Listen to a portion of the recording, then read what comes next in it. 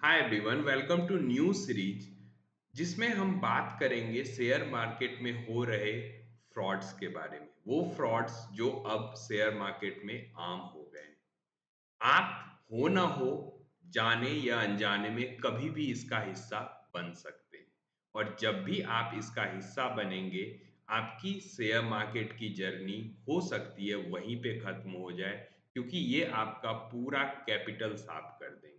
इसीलिए इस विषय को थोड़ी गंभीरता से लेने की ज़रूरत है, क्योंकि अगर आप शेयर मार्केट में बड़ा रनवे बनाना चाहते हैं अपने लिए, यानी कि बड़ा करियर बनाना चाह रहे हैं, लंबे समय तक शेयर बाजार में रहना चाह रहे हैं, तो ज़रूरी है इन फ्रॉड्स के बारे में जानना, इनके बारीकियों के बारे में जानना, ताकि आप इसका हिस्सा बनने से बचें और शेयर मार्केट में एक बड़ा पैसा और लंबे समय तक बड़ा वेल्थ बना सकें। अब आते हैं कि आज जिस सीरीज की हम लोग शुरुआत कर रहे हैं उसका नाम मैंने रखा है इबीट कैश अलर्ट, ताकि आप अलर्ट हो सकें उन सारे फ्रॉड से जो शेयर बाजार में आम हो गए हैं।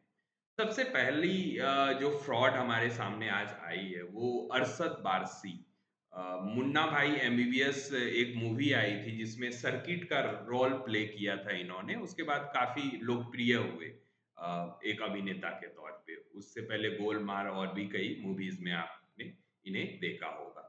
अरशद वारसी और उसकी पत्नी जो मारिया गोरेटी है, वो एक्चुअली एक साधना ब्रॉडकास्टिंग नाम की कंपनी है जो म्यूजिक, न्यूज़ और काफ़ी मल्टीपर्पज़ डिजिटल प्लेटफ़ॉर्म को प्रेज़ेंट करती है।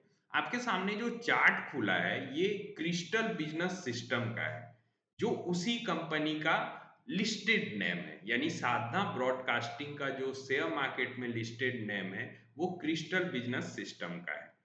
इसी शेयर में ये फ्रॉड हुआ है। ये फ्रॉड होते कैसे हैं? पहले इसको समझते हैं। और इस तरह के फ्रॉड क्या आपके साथ हो सकते हैं? इसका भी उत्तर हम पता करेंगे। सबसे पहले, ये फ्रॉड किसी के साथ भी हो सकते हैं। इस फ्रॉड से बचने का एक ही तरीका है कि आप कोई भी इंफॉर्मेशन लें शेयर मार्केट के बारे में, या तो उसका एनालिसिस खुद करें उस शेयर का, या अगर आपकी डिपेंडेंसी किसी आदमी पर है तो वो कम से कम सेबी रजिस्टर्ड हो।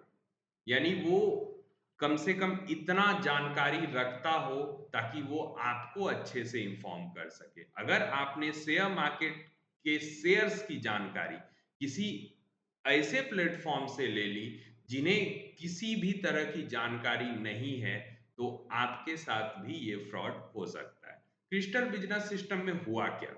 यहाँ पंप एंड डंप की नीति अपनाई गई। पंप एंड डंप है क्या?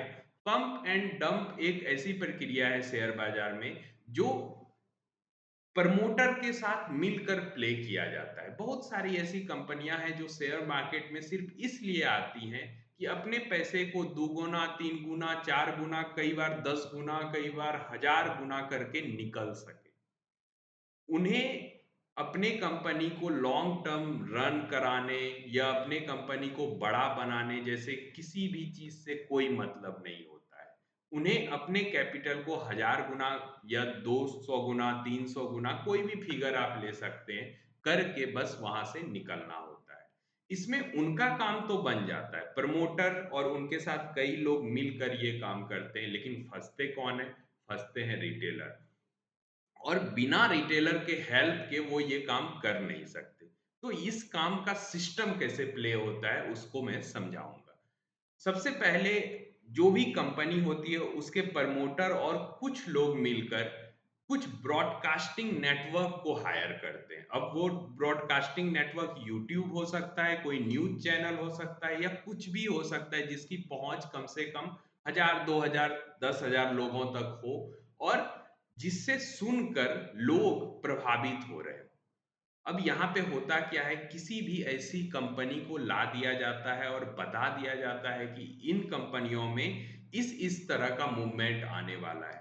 कोई इसे 10 गुना बनाने के लिए बोल रहा है, कोई 20 गुना, कोई 30 गुना। यानी हर एक कंपनी या ब्रॉडकास्टिंग जो चैनल्स होते हैं यूट्यूब, वो इन शेयर्स पे ये दावा करती है कि ये आने वाले टाइम में दुगुना, 3 गुना, 10 गुना, 20 गुना, 1000 गुना हो जाएगा। और वो इसके पीछे लॉजिक भी देते हैं, जो बिल्कुल बेकार और तर्कहीन होते हैं। लेकिन उस समय आपको वो अच्छे लगेंगे क्योंकि उसको बहुत अच्छे तरीके से डिजिटल प्लेटफ़ॉर्म पे परोसा जाता है। वो यूट्यूब हो सकता है, वो कोई न्यूज़ चैनल या बिज़नेस चैनल भी हो सकता है। यही काम क्रिस्टल बिज़नेस सिस्टम के साथ हुआ। 2 नाम मैं बता रहा हूँ, एक वीसीयू डाटा मैनेजमेंट है और एक बनास फाइनेंस है। इन दोनों ने मिलकर एक यूट्यूब चैनल बनाया और उस चैनल पर इस तरह के शेयर्स और खास करके क्रिस्टल बिज़नेस सिस्टम को इस तरह बताया गया कि मानो वो कल ही या परसों ही या आने वाले कुछ ही महीनों में आपके पैसे को कई गुना कर देगा। और इस तरह के लालच में अक्सर फँसते कौन है? रिटेलर्स। रिटेलर को मैं हमेशा समझाता आया हूँ कि फ़ियर और ग्रीड ये 2 कॉन्सेप्ट से आप बच के रहें, लालच और डर से। यहाँ पर काफ़ी सारे रिटेलर के मन में ये लालच हुआ होगा कि वो आज ही अरबपति बनने वाले हैं, मिलियनियर बनने वाले, बिलियनियर बनने वाले। ना जाने कैसे-कैसे सपने उनके दिमाग में घूम रहे होंगे। और उन्हीं का हेल्प मिला इन सारे प्रमोटर्स को और किसने कितना बनाया। तो इसके माध्यम से जब खरीदना शुरू किया तो रिटेलर्स ने काफ़ी खरीदा। ये देखिए मतलब आपको ये मूवमेंट लग रहा होगा छोटा-सा कि ₹2.60 का शेयर लगभग ₹3 के आस-पास नहीं, 2 30 पैसे चला यानी 10% चला। 10% इम्पोर्टेंट नहीं है। इम्पोर्टेंट है कि किसी भी अमाउंट को अगर रिपीटेड फॉर्म में 10% बनाया जाए, तो ये 50% भी बन सकता है, 100% भी बन सकता है। लेकिन जब बेचने की बारी आएगी, तब आप नहीं बेच पाएँगे। रिटेलर खरीदने टाइम तो इन शेयरों में आपको आराम से मिल जाते हैं शेयर। आप खरीद सकते हो, लेकिन जैसे ही आप बेचने जाओगे, तो आपको पता चलेगा कोई बायर है ही नहीं। तो ये ट्रैप रिटेलर्स के साथ हुआ है, कितना हुआ है ये तो अभी डाटा पब्लिश नहीं हुई है सेबी के तरफ से क्योंकि अभी ये संज्ञान में ही आया है। तो कुछ दिन बाद ये पता चलेगा लेकिन अभी जो डाटा हमारे सामने आया वो ये है कि अरशद वारसी लगभग 41 लाख के आसपास की अर्निंग यहाँ से की है, जो बहुत बड़ी अर्निंग तो नहीं है, लेकिन ठीक है उन्होंने कुछ किया तो उनसे उनको 41 लाख का एक प्रॉफ़िट हुआ और उसकी पत्नी जो है उन्होंने लगभग 50 लाख के आस-पास अर्न किया है। सेबी ने जो डाटा हमें दिया है।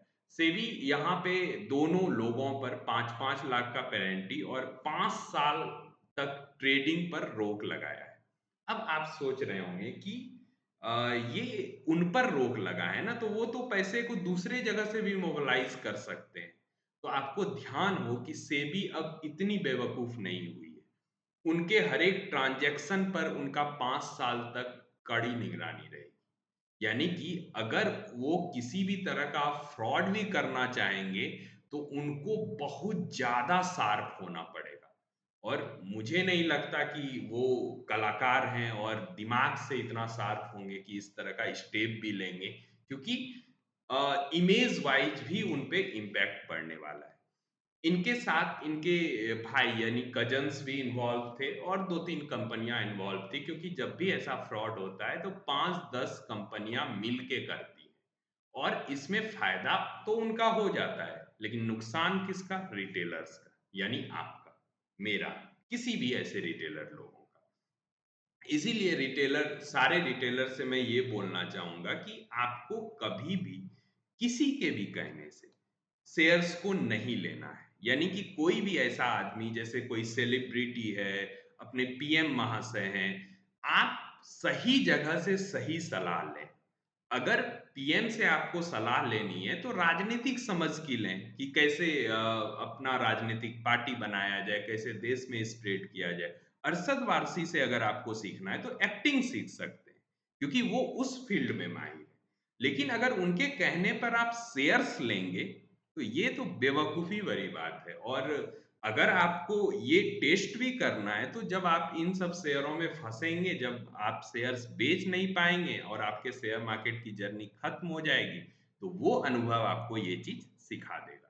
तो ये छोटी-सी सीख हमें इससे मिली और इस तरह के फ्रॉड से आप कैसे बच सकते हैं इसको भी हमने बताया। हमेशा सही आदमी से सलाह लें, नहीं तो खुद कंपनी को एनालिसिस करें या फिर आप स्टॉक मार्केट को करीबी से सीखें, तभी ये संभव हो सकता है। नहीं तो आपके अ, गहरी कमाई मतलब जो मेहनत से आप पैसे अर्न करते हो, तो वो एक झटके में यहाँ खत्म हो जाता है। अलर्ट में आज ये पहला एपिसोड था।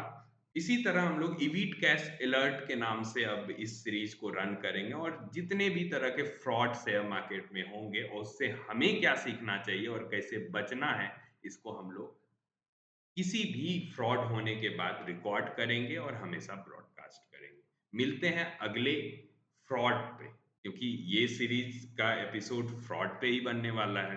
तो अगर शेयर मार्केट में किसी भी तरह का फ्रॉड आगे होता है तो हम लोग फिर उस फ्रॉड को आपके सामने लाएंगे। मिलते हैं अगले वीडियो में, तब तक के लिए सारे लोगों को